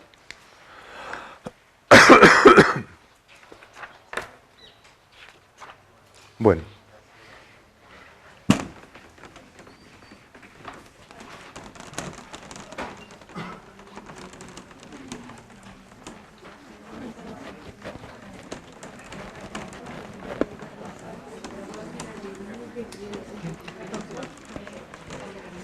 Vamos a mirar cómo hacen los fármacos. Estamos bien. Vamos a mirar cómo hacen los fármacos para atravesar membranas. Porque decimos todo esto, fíjense que cuando estamos mirando en farmacocinética, lo más difícil es dejar de pensarnos así como nos pensamos nosotros como individuos, como sujetos, y pensar como si fuéramos compartimientos. Acá lo que hicimos fue un compartimiento central, atravesó una membrana y pasó a otro compartimiento que era la biofase, atravesó otro y llegó a un compartimiento que era el hígado. No sé, es pensar el compartimento, digamos, de la luz del intestino al interior, es como si fuera compartimientos y tuviera que atravesar membranas. Y entonces todo el tiempo los fármacos, la cuestión es que atraviesan las membranas. Los fármacos en el cuerpo tienen dos formas de moverse, una forma rápida y una forma lenta. La forma rápida es porque la sangre circula porque el corazón bombea. Entonces hace que un fármaco que lo ponemos acá llegue rápidamente a una distancia que es apreciable. Y la forma lenta es en general por difusión. Donde hay mucha concentración, difunde. Estas son las formas más habituales por las cuales se mueven los fármacos. ¿Se entiende? Digamos mezclando estas dos cosas.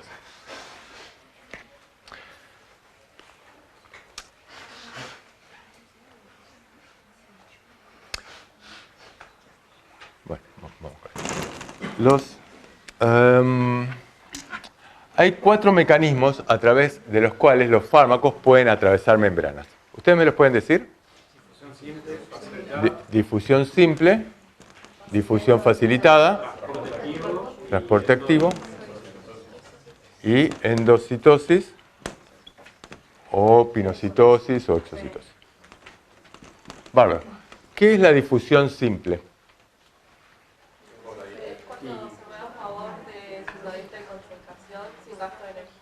Ok, ¿se entiende esto? Es lo que estuvimos hablando hasta ahora. Se mueve a favor del gradiente de concentración sin gasto de energía. Yo tiro azúcar en el café y se mueve a favor del gradiente de concentración y después el café está endulzado de manera igualitaria. ¿Está bien? Si no me paso la cantidad de azúcar y precipita. Pero si no, está más o menos distribuido. ¿Por qué? Porque el azúcar empieza a chocar entre sí, un granito con otro granito, y se va distribuyendo. Esta es difusión simple. Y la difusión simple dijimos que podría existir difusión simple a través del medio acuoso o a través de los lípidos.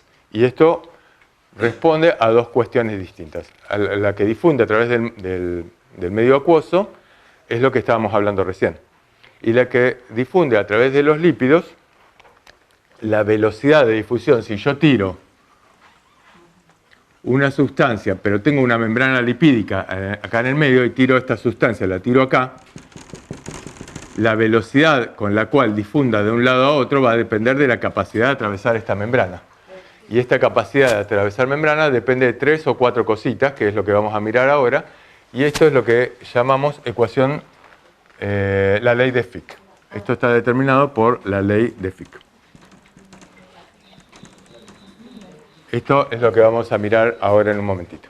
Digamos, de qué depende la velocidad del pasaje de un lado a otro de una membrana. Y difusión simple entonces no necesitó ningún transportador, nada. Simplemente pasa a través de la membrana porque es suficientemente lipídica, liposoluble. ¿Qué significa que es suficientemente liposoluble? Y que la relación lípido-agua del fármaco es suficientemente alta. Si yo tuviese un tubito de ensayo y le tiro agua y le tiro aceite, el agua queda acá abajo y el aceite acá, y le tiro el fármaco y me fijo cuánto queda acá y cuánto queda acá. Si queda mucho en el aceite, digo, y la relación lípido-agua es muy alta. El fármaco hay 10:1. 10 granitos quedaron en el aceite y 1 en el agua. Y entonces este fármaco es muy liposoluble. Por ejemplo, el tiopental. El tiopental es un fármaco que se usa para anestesias y que es muy liposoluble. ¿Cuál es el problema del tiopental? El tiopental, como es tan liposoluble, se acumula en la grasa y entonces después se libera lentamente. Entonces después es difícil sacarlo de la inducción anestésica. Por lo cual ahora se tienden a utilizar otros anestésicos. Pero es por esto, porque la relación lípido-agua es de 10, es altísima. Si tiene una relación lípido-agua de 1.4, como ocurre por ejemplo con algunos opiáceos, con la morfina, con algunos opiáceos, que es una relación lípido-agua interesante porque quiere decir que atraviesa membranas, pero no tanto. Entonces, bueno, no se acumula, por ejemplo, en grasa. Bien, ahora vamos a mirar bien esto un poquito en detalle. La difusión facilitada. ¿Cuáles son las características de la difusión facilitada? Yo les pregunto así y ustedes me... El que no sabe, no saben. ¿Está bien? No pasa nada. Ok. No llegué ni a apuntar, dale. Fuerte, pero fuerte. Sí, que utiliza transportadores de membrana. Utiliza la ayuda de los transportadores para... Esta es la difusión facilitada, utiliza un transportador entonces en la membrana. Que se moviliza por los gradientes electroquímicos. Y entonces... Y no necesita energía. Hay mucho de este lado, y entonces como hay mucho de este lado, se va a unir y va a hacer que esto se mueva de este lado para acá. Ahora, si hubiera mucho de este otro lado, ojo que la saca. ¿Ustedes conocen algún ejemplo de esto de difusión facilitada? La glucosa pasa membranas a través de un mecanismo de difusión facilitada. El sodio-potasio... Sí. Pero los potenciales de acción, el potencial de acción se genera, ¿por qué? ¿Por qué se inicia el potencial de acción? ¿Por qué se produce la despolarización de la membrana? Por la entrada de sodio. ¿La entrada de sodio requiere un transportador? No. ¿Por qué se produce? ¿Por qué se produce? Uno solo fuerte. Por difusión simple. Porque hay una diferencia de concentración. Si esta es la membrana de la célula y acá tenemos el canal de sodio y hay mucho sodio acá afuera, cuando se abre este canal simplemente el sodio se precipita porque hay muchísimo acá afuera y hay muy poquito adentro. Y entonces hay una diferencia de concentración. Pero después la repolarización de la célula sí la haces con... ¿o no? No. Ahora miramos un segundito eso entonces. Pero fíjense, el sodio entra acá, pero además... Si ustedes se acuerdan, el interior de la membrana tiene cargas negativas y el sodio es un ion y entonces tiene una carga positiva. Entonces tiene un gradiente electroquímico, un gradiente químico que hace que se precipite por una diferencia de concentración y un gradiente eléctrico que hace que se precipite a la carga opuesta.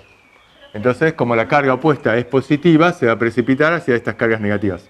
Déjame explicar esto, guárdense un segundito la pregunta. Era sobre eso, porque Dale. la profe en la clase explica eso que dice él, de la entrada de sodio, la salida de potasio, y después dice que hay una difusión facilitada de un transportador que hace lo contrario, que sería la bomba sodio-potasio. Claro, pero si es bomba no es difusión facilitada. Claro, por eso. intenta mantener el medio, pero fíjense, cuando están diciendo bomba, quiere decir que hay gasto de energía, tiene que tener un enchufe. El enchufe es el ATP. Y hay otro transportador. Esperen. Ahora miramos esto un segundito y luego, pero nos sirve como ejemplo de esto. Entonces, el sodio entra. Cuando entra, acá se llena de cargas positivas. Quiere decir que si nosotros mirásemos voltaje acá, el voltaje que tiene un voltaje y con una agujita, digamos, tenemos una aguja clavada acá adentro, el voltaje que es predominantemente negativo sube y se hace positivo muy rápidamente, porque entra el sodio. Ahora, después, para que se produzca la repolarización, que no es hiperpolarización, es repolarización, vuelve a repolarizar, lo que hace es, este cambio en el potencial de membrana activa el canal de potasio. Y el potasio que está acumulado, vamos a hacerlo, el potasio que se acumula acá adentro, está en grandes cantidades. En cuanto se abre este canal, va a tender a salir. ¿Por qué sale el potasio? Por gradiente. Por gradiente, digamos, básicamente es por gradiente. Porque choca mucho entre sí y sale. Y además porque en este momento, digamos, entró el sodio, hizo que esto se hiciera más positivo y el potasio también tiende a expulsarlo. Y entonces el potasio tiende a salir. ¿Hasta acá utilizaron un intercambiador? No. Ahora, el problema es, si esto quedase acá, así, el potasio estaría fuera de la célula y el sodio estaría dentro. Y entonces la próxima señal no habría manera de que entre el sodio, porque si se acumula el sodio en la célula, ya no hay una diferencia ni de cargas ni tampoco de concentración. Donde hay mucho sodio adentro, el sodio no se precipita. Entonces, ahora sí, necesitas un intercambiador. Y este intercambiador lo que hace es sacar el sodio afuera y meter el potasio para adentro. Y este intercambiador, como lo hace, pero tenés mucho sodio afuera y necesitas sacar el sodio contragradiente, va a necesitar energía. Y entonces esto ya no es un intercambiador, es un intercambiador que está unido a una bombita.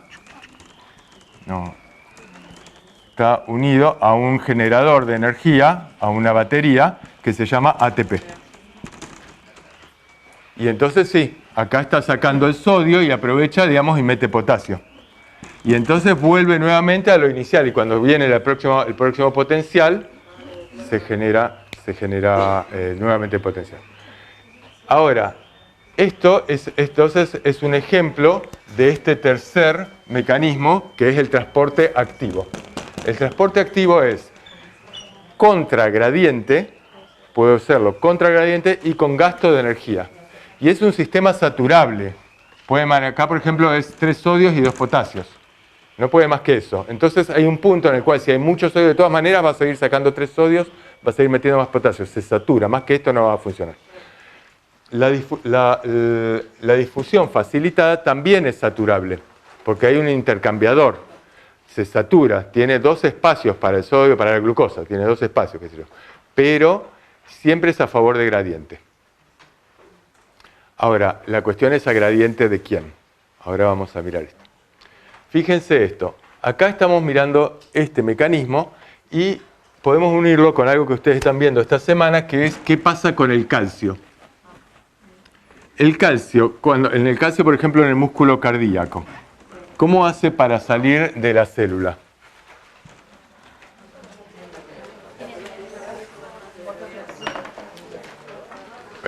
Hay 4 mecanismos. Dígame un mecanismo.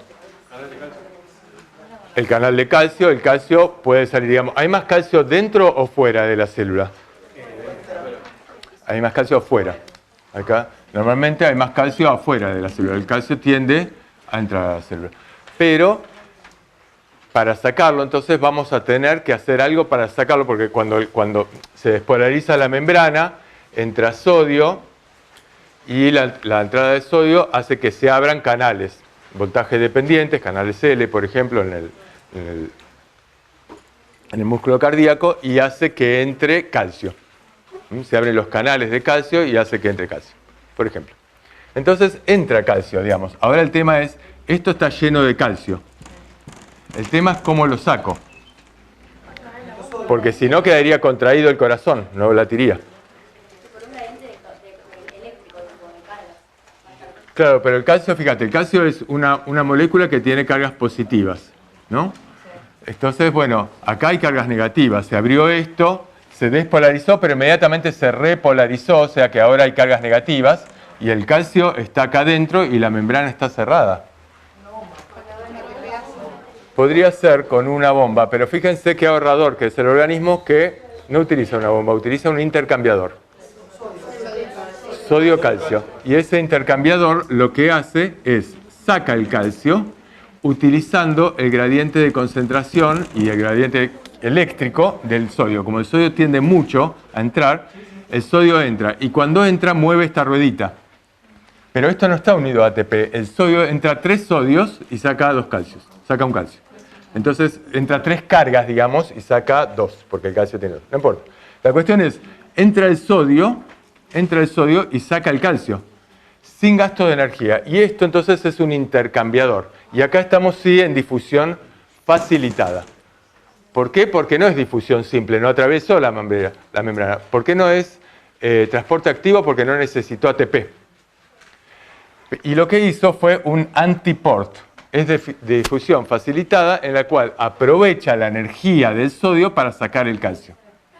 Y luego, de todas maneras, el sodio va a ser tomado por por el intercambiador sodio-potasio que lo va a estar sacando.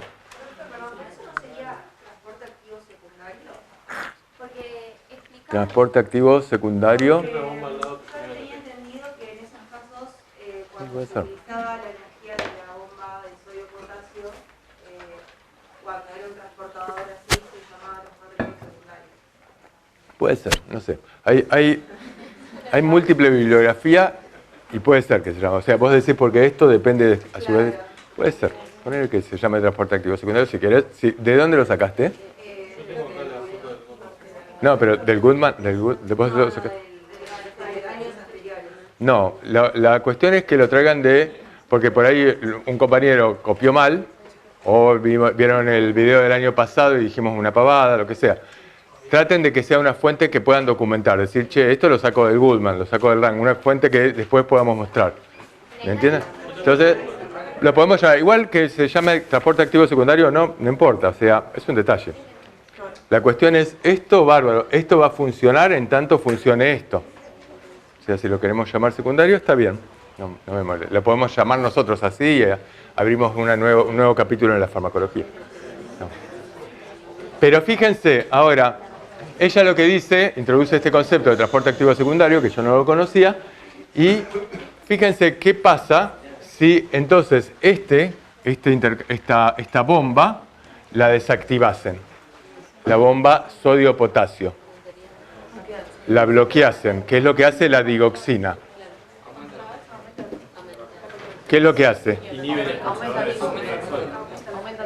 Impide que saque sodio, impide que meta potasio, pero entonces, como no saca mucho sodio, entonces la relación del sodio acá adentro está aumentada y acá disminuida. Con lo cual, a veces este intercambiador puede funcionar al revés. Y entonces puede hacer que salga el sodio y meta calcio. Y esto es lo que hace un poco la digoxina. La digoxina inhibe a esta bomba, a la sodio-potasio ATPasa, y por lo tanto impide este mecanismo. Y por lo tanto aumenta las concentraciones de calcio dentro de la célula, y al aumentar la concentración de calcio significa que aumenta la contracción, la fuerza de contracción, es un inotrópico positivo. Pero a su vez puede inducir arritmias. El efecto adverso de la digoxina son las arritmias. ¿Por qué puede inducir arritmias? Y porque si inhibe esto, impide la salida de sodio y la entrada de potasio, y el potencial de membrana en reposo se mantiene, no por esto que vimos, sino porque hay otros canales que son canales lentos que permiten la salida de potasio. Si esto está alterado, el potasio no va a tender a salir y por lo tanto se acumula y por lo tanto se producen arritmias. Se despolariza, tiende a despolarizarse y se producen arritmias.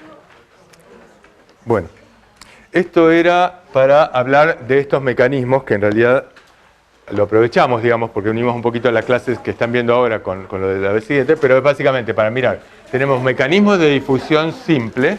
Espera un poquito. Tenemos mecanismos de difusión simple que significa simplemente atravesar estas barreras. Y depende de la liposolubilidad y es donde nos vamos a concentrar ahora. ¿Por qué? Porque es el mecanismo más habitual, escuchen esto. Difusión simple es el mecanismo más habitual por el cual los fármacos atraviesan las barreras en el cuerpo, atraviesan las membranas lipídicas. El mecanismo por lejos más importante. Luego tenemos difusión facilitada, que es esto, un intercambiador, que puede aprovechar, por ejemplo, en los túbulos renales se absorbe glucosa aprovechando la entrada de sodio. Digamos, hay mucho sodio y esto ya no es un antiport. No va el sodio para un lado de la glucosa, sino que es un cotransporte, es un uniport, y entonces aprovecha la entrada de sodio y mete también glucosa. Si nosotros inhibimos eso, estamos disminuyendo la glucemia y estamos haciendo que elimine más sodio, porque queda el sodio dentro de los túbulos. Y en consecuencia tiene un efecto diurético y un efecto hipoglucemiante. Eso lo hacen algunos fármacos, por ejemplo, las glifosinas. Los diuréticos tradicionales también actúan sobre transportadores que están en los túbulos, que son transportadores de sodio, potasio, cloro, por ejemplo. Con lo cual, digamos, alteran la cantidad de sodio que hay en el cuerpo, la disminuyen, pero también pueden disminuir la cantidad de potasio, pueden producir hipopotasias. El otro mecanismo era el transporte activo. El transporte activo, dijimos, bueno, un buen ejemplo podría ser esto.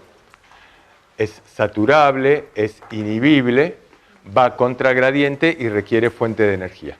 Y el último mecanismo es la endocitosis o pinocitosis, que es cuando nosotros veíamos la terminal de una neurona, por ejemplo, cómo se liberan los gránulos, es por estos mecanismos de endocitosis o pinocitosis. ¿Está bien? Fíjense que hasta acá lo que estamos viendo entonces es... Hasta acá lo que estamos viendo son básicamente compartimientos. Consideramos el cuerpo como si fueran compartimientos separados por membranas y estamos viendo cómo pasan los fármacos a través de esas membranas. Y vimos 4 mecanismos, que son difusión simple, difusión facilitada, transporte activo o endopinocitosis. Acá lo que vamos a concentrarnos ahora es en el primero de estos mecanismos, que es el más importante, que es el de difusión simple. O sea, cómo hacen los fármacos para atravesar estas membranas lipídicas. Esto es el gran tema de farmacocinética, de esta primera parte. Por ejemplo, para absorberse, para atravesar la membrana intestinal. Acá, esto está descrito por la ley de Fick. La ley de Fick lo que dice es, el pasaje, la velocidad del pasaje del fármaco de un lado a otro de la membrana va a depender de pocas cositas. ¿De qué cosas? Y por un lado, de qué concentración del fármaco tengo de un lado y del otro. O sea, de la diferencia de concentración. Si esta diferencia es muy importante, hay mucho fármaco en la luz intestinal y muy poquito adentro, el fármaco tiende a ir para acá. ¿Se entiende la diferencia de concentración? Pero si el área de la membrana es muy chiquita, por más que haya mucho fármaco dentro de un lado y poco del otro, no va a pasar. Necesita un área que cuanto más grande es mejor. Por eso el intestino es un área enorme. Si nosotros abriésemos el intestino de una persona y lo desplegásemos, sería más grande que esta habitación. Porque tiene microvellosidades, vellosidades, no sé, un montón de... Lo aumenta muchísimo la superficie. ¿Por qué? Porque necesita esto. Necesita área para poder pasar de un lado al otro. Si esa membrana es muy espesa, como por ejemplo pasa en el estómago, es muy gruesa, es muy espesa, tiene ligazones muy fuertes, no va a pasar. Y entonces el espesor de la membrana va a ser otro factor, pero factor en contra, entonces lo ponemos abajo. A mayor espesor de la membrana, menor pasaje de la sustancia de un lado a otro. ¿Se entiende? Es inversamente proporcional. Y el otro factor es esto que llamamos P. Ahora lo vamos a mirar. Pero básicamente lo que dice la ley de Fick es la velocidad del pasaje, el flujo de una sustancia a través de una membrana, depende de esta P, que ahora la vamos a mirar, del área de la membrana, de la diferencia de concentración y en forma inversa del espesor. Esto se le agrega un una raíz cuadrada, no nos importa, simplemente que podamos describir cuáles son los factores que determinan que pueda pasar a través de una membrana lipídica. Ahora, de todo esto, nosotros decíamos, che, si un fármaco no es liposoluble, no va a pasar la membrana. Y esto es un poco lo que describe la P. La P describe dos cosas. Una, que es lo que se llama el coeficiente de difusibilidad. Esto está descrito de distintas maneras en los libros, se los digo así de la forma más sencilla que se me ocurre. Pero puede haber distintos nombres, distintas maneras. El coeficiente de difusibilidad lo que dice es, depende cuánto fármaco pasa, si tuviera uno que funcione.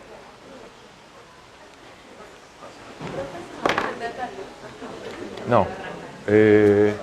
Sí, podemos prender la luz y ahora voy a usar la cosa y la apagamos. A ver, ¿prefieren con la luz prendida? Bueno, fíjense, acá estamos mirando, esto es lo mismo que mirábamos antes, tenemos una cubeta, una membrana en el medio y lo que estamos mirando es esto. Si un fármaco, hay mucho fármaco acá, pero este fármaco es muy grande, por ejemplo, no va a atravesar fácilmente, se va a mover muy despacio, no va a atravesar nada. Y este tamaño depende del peso, digamos, a mayor tamaño, mayor peso molecular. Entonces, este coeficiente de difusibilidad depende, por ejemplo, del peso molecular, del tamaño del fármaco. Hay fármacos que miden 10.000 Dalton, otros que miden 20.000 y otros que miden 80.000. Los que son muy grandes, por ejemplo, los nuevos fármacos biológicos, que ahora hay muchísimos fármacos biológicos, son enormes y no atraviesan las membranas. Y hay que darlos inyectándolos. Ahora, si el fármaco va a depender también de la forma, va a depender de la carga, todo esto es lo que describe esto. Y después está el otro factor, que se describe también con la P, que es el coeficiente de partición lípido-agua. El coeficiente de partición lípido-agua es lo que habíamos charlado antes. Si tiramos un fármaco en un frasquito en el cual hay agua y hay aceite, ¿cuánto va a quedar en el agua y cuánto va a quedar en el aceite? Eso es lo que describe el coeficiente de partición lípido-agua. Ahora, hay una cuestión acá, y es que los fármacos son moléculas que no son moléculas neutras, no siempre son moléculas neutras. Los fármacos son ácidos o bases. Ácidos o bases débiles. ¿Está bien? Un fármaco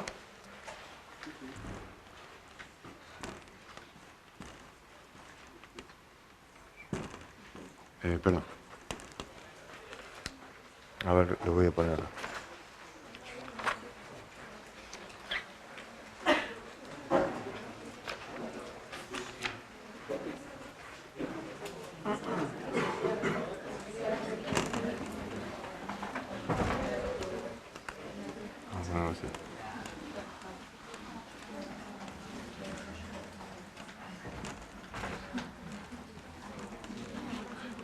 ¿Qué es un ácido?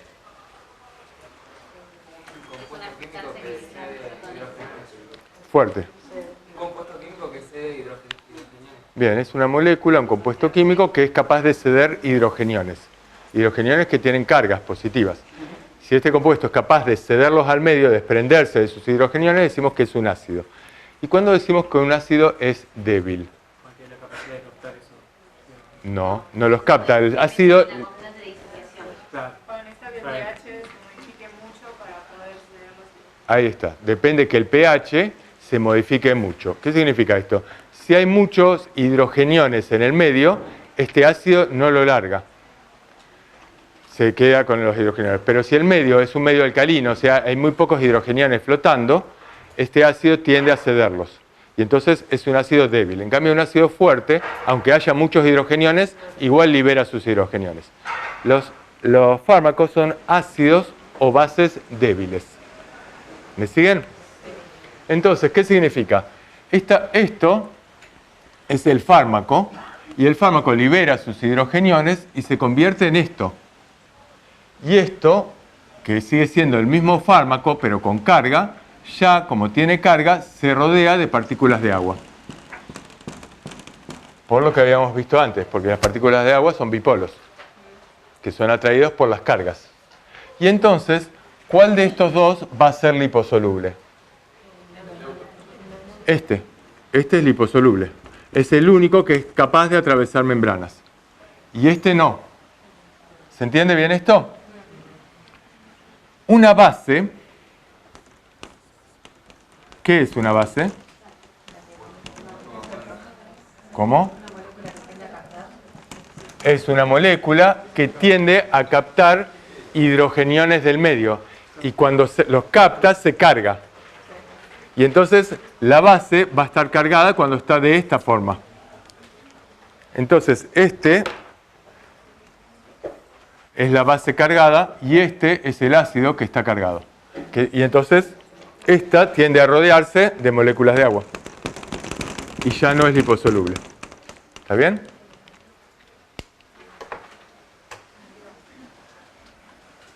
Y esta va a ser la forma liposoluble. En el caso de una base. Acá voy a aprovechar, ahora que sí no funciona esto, para ver si podemos mirar acá y apagamos la luz. Así, un segundito. Apaga.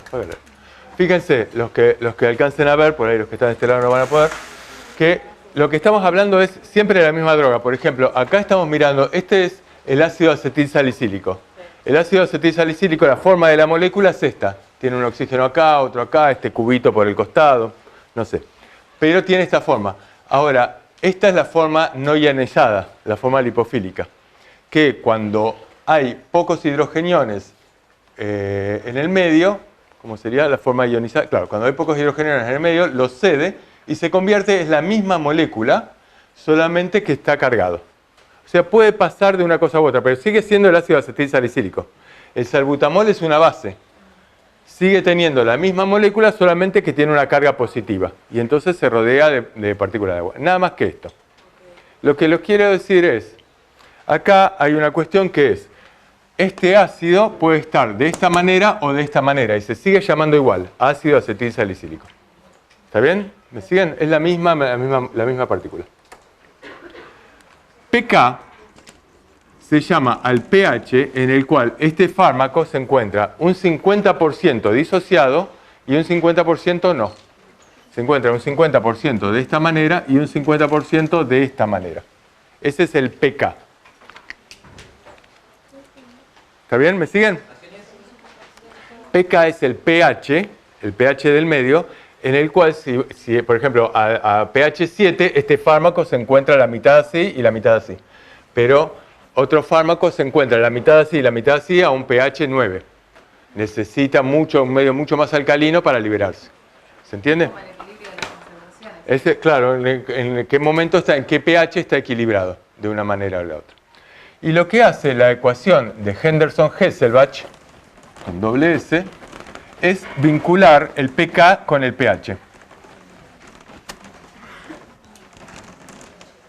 Entonces, la ecuación de Henderson-Hasselbalch lo que dice una cosa así: logaritmo de la concentración de H sobre A es igual a pK menos pH. Esto es lo que dice la ecuación de Henderson-Hasselbalch. Yo se los explico así, pero no nos vamos a complicar demasiado con esto. Básicamente lo que quiero decir es esto. Fíjense, si tuviera un fármaco cuyo pK, pongamos, fuese 7 y el pH en el medio en el cual se encuentra fuese 5, ¿cuánto me daría esto? Acá tengo un 7 menos 5, esto me da 2. O sea, de este lado tengo 2. Y acá tengo un logaritmo de algo.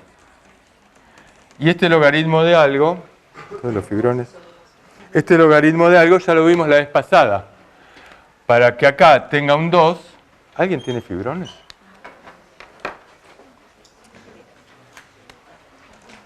Para que acá tenga un 2, significa a cuánto tengo que elevar 10 para que acá tenga un 2. Para alcanzar este número de acá arriba. ¿De acuerdo? ¿Está bien? Entonces, 10 al cuadrado, ¿cuánto me va a dar? 100. Y decir 100 es lo mismo que decir 100 arriba y 1 abajo, porque 100 dividido 1 es 100. Entonces, si yo tengo un 2 de este lado, voy a tener un 100 acá arriba, quiere decir que voy a tener 100 del ácido, de la sustancia, de esta forma, contra cada molécula que esté en esta forma. 100 a 1. Eso es lo único que me dice.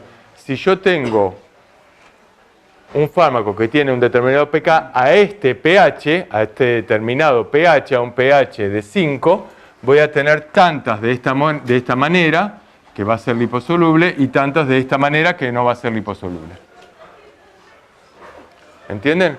En cambio, en otro medio, supongamos que estuviese en medio gástrico.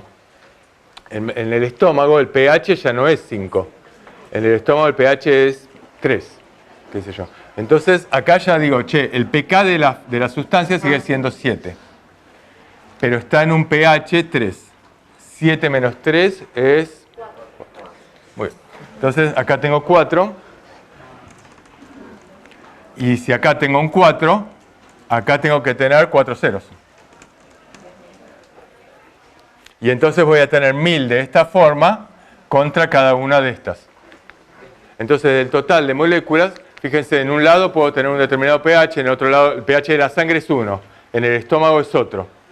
En el estómago voy a tener muchas más formas, muchas más formas liposolubles. Y entonces va a tender a pasar del estómago a la sangre. Además, la sangre corre y entonces va a ir desapareciendo.